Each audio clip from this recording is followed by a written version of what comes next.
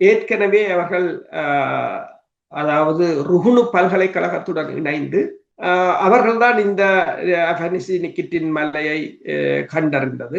நாரா என்கிற அந்த கடல் ஆய்வு மையம் எல்லாவற்றையும் கண்டறிந்து அதுக்குரிய மப்பை அதை பிக்ஸ் பண்ணி விட்டார்கள். இனி அவர்களுக்கு என்னென்றால் அதனை இலங்கை தனக்கு சொந்தமாக கொண்டு வருவதுதான் இப்போது இருக்கிற ஒரே ஒரு வேலை.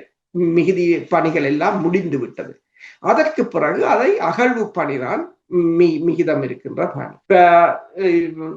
சீனாவின் ஆய்வு கப்பல் கச்சதீவுக்கு வந்தது கச்சதீவை நீங்கள் பார்த்தீங்கன்னு சொன்னால் அது மேல் பக்கமாக இருக்கிறது. இது இப்ப அபனிசி நிக்கட்டின மலையை பார்த்தீங்கன்னா அம்பாந்தோட்டையில இருந்து நேர கிட்டத்தட்ட நினைக்கிறேன் அம்பாந்தோட்டையில இருந்து ஒரு 650 மைல் நீளத்தில் அந்த தொலைவில் இருக்கிறது. எனவேதான் அதுல அம்பாந்தோட்டையில் சீனா வலுவாக காலூன்றி தனது கடற்படை தனது காபரை அமைத்ததுக்குரிய காரணமும் இப்போது எல்லோருக்கும் விளங்கும். ஏன் சீனா அதை அதாவது சத்தமின்றி வடக்கையோ கிழக்கையோ கொழும்பையோ முதல் அவர்கள் மையப்படுத்தவில்லை. முற்றுமுழுதாக அம்பாந்தோட்டையை மையப்படுத்தினார்கள் என்றால் அதுதான் நேரடியாக அந்த மலைக்கு நேரடியாக இருக்கின்றது. அப்ப அது இப்ப ரிஃபைனரியும் போட்டாங்க என்று சொன்னால் அவங்களுக்கு அது ஒரு பெரிய ஒரு ஸ்டோரேஜும் இருக்குது. அப்ப இந்த அகழ்வு பணிக்கு அந்த துறைமுகம் ஒரு மிகப்பெரிய ஒரு சப்போர்ட்டாக இருக்கு. எல்லாவற்றையும் அவங்க பிளான் பண்ணி கிட்டத்தட்ட 20-30 வருஷத்துக்குள்ள என்ன செய்ய வேண்டும் என்பதை பிளான் பண்ணி செய்து விட்டார்கள்.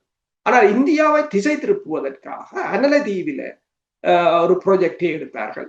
அதை பாதுகாப்பதற்காகத்தான் அந்த கப்பலை கொண்டு வந்து கச்சதீவில் நிறுத்தினார். இப்ப இந்தியாவுக்கு ஒரு என்னன்னு சொல்வது, அதாவது இப்ப உக்ரைன் சண்டையை நீங்க பார்க்கலாம். இப்ப டொன்பாஸை தான் பிடிக்க போறாங்க, டொனஸ் பகுதியை தான் பிடிக்க போறாங்க. ஆனால் உக்ரைன் முதல் இருக்கிற படைய திசையை திருப்பணும் என்று சொன்னால் அவன் தலைநகரத்தை சுத்தி நிற்பான்னா 150 ட்ரக் நிலைச்சிக்கு நின்றுது அதுல. அப்ப எல்லாரும் யோசிச்சது தலைநகரத்தை தான் பிடிக்க போறாங்க.